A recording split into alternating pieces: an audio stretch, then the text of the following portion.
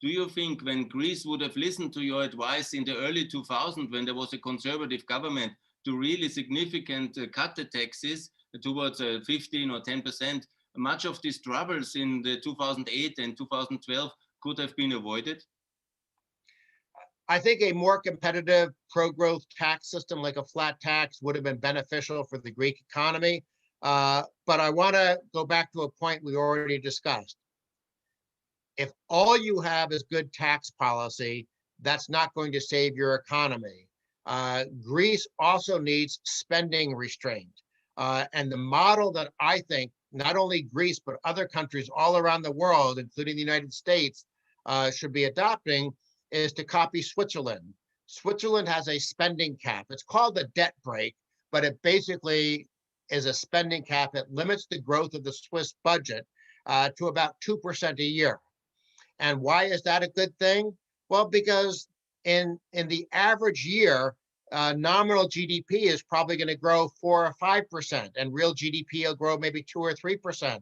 Well, if nominal GDP is growing 4 or 5% a year, your revenues are probably going to grow 5 or 6% a year. So if spending is growing 2% a year, and your economy is growing 4 or 5% a year in nominal terms, guess what happens? You're slowly reducing the burden of government spending as a share of GDP.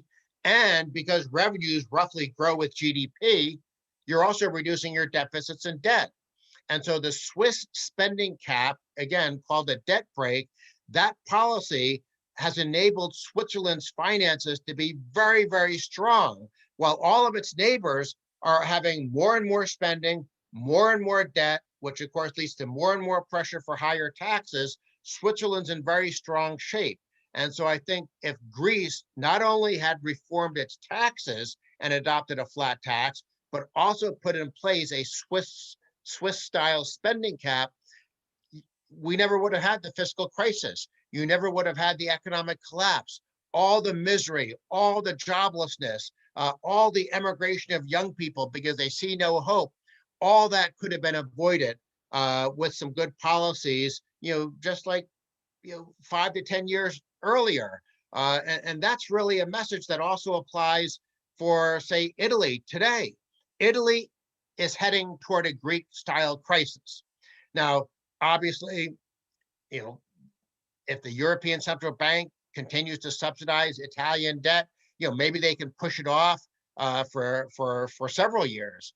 But at some point, that house of cards in Italy is going to collapse unless there's some sort of combination of a Swiss-style spending cap to control the spending side of the budget, mixed in with those good pro-growth tax reforms